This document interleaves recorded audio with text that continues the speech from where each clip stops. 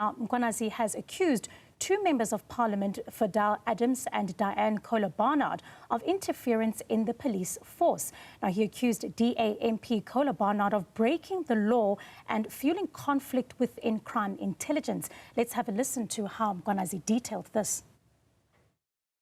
So, Mr. Adams appeared to have came into the position of an intelligence information.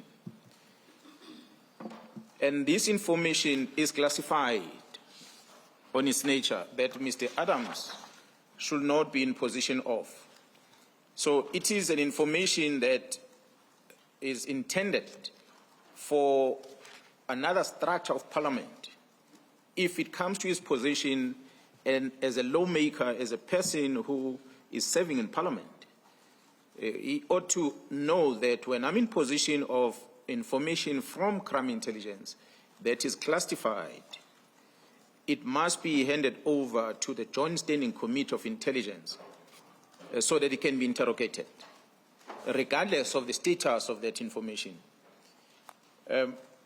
So that is expectation that one has towards a lawmaker, such as Mr. Fadiel Adams. Now, to respond to these allegations, Dianne Kohler Barnard joins me now to respond to this. Dianne, thank you so much for your time this evening. You've been criticised by the KZN Police Commissioner for essentially disclosing classified information, telling the South African public that perhaps as a seasoned member of parliament, you could have known better. Your response to this? Well, the statement, I must categorically say, and in the strongest possible terms, is outrageous, it's defamatory, and it's entirely baseless. I have no idea why he's felt the need to make this statement. He's even suggested my involvement in a criminal syndicate and that I've leaked sensitive information. Now, I was on the JSCI, the Joint Standing Committee on Intelligence, last term, the full term, no issues. And then it was obviously dissolved at the end of the last parliament. On the 17th of February this year, there was extensive reporting. There were photographs in national newspapers about the properties. And I wrote to the Inspector General of Intelligence as an ordinary MP, formally requesting an investigation into what seemed to be dubious purchases of the two properties by crime intelligence. That was out in the public domain, and the request was a direct response to the serious concerns raised.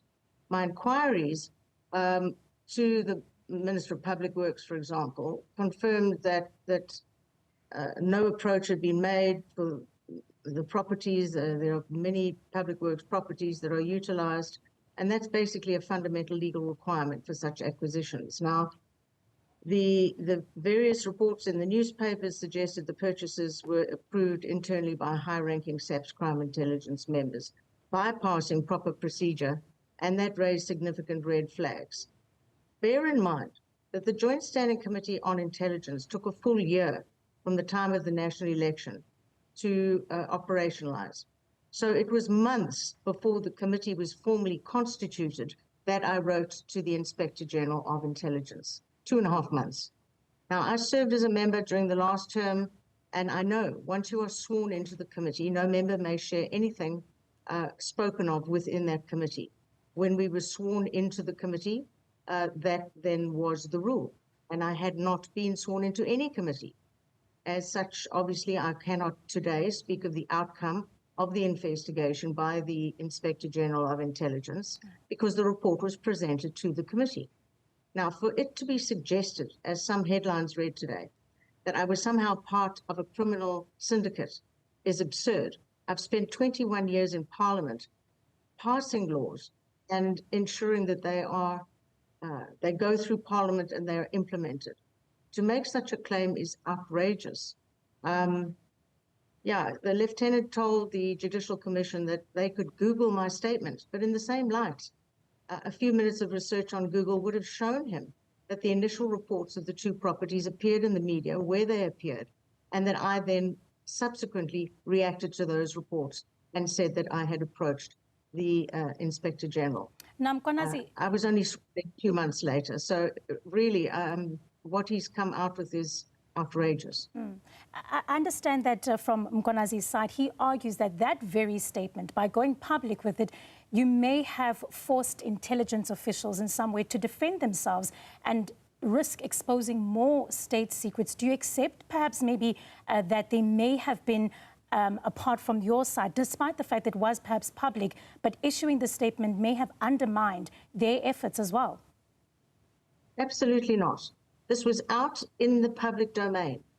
Every inch of it was in the public domain. The questions were being asked everywhere. I simply asked for an investigation to be done.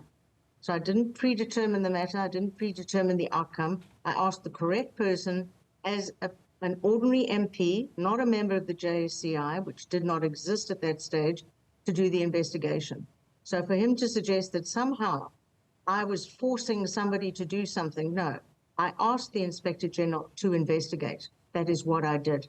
I find this attack on me quite bizarre in the extreme. And because he's incorrect in his claim that I was a member of the JSCI.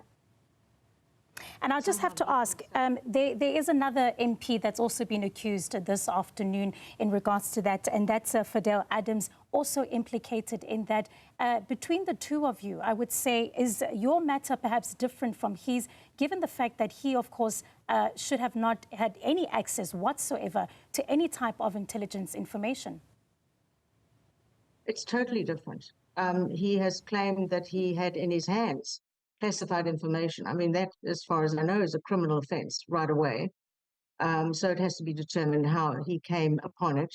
And I think he's been very clear on what he did with it.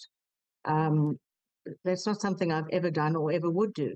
And nor would I ever walk out of the JSCI. One can't take classified information out of those offices. It's an impossibility.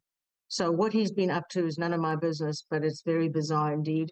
And to be linked with that is quite insulting. Democratic Alliance MP Dianne Kohler Barnard there speaking to us about those allegations coming from Nhlanhla Mkhwanazi, speaking, of course, about MPs that may have interfered with some of the state work. Thank you so much for your time.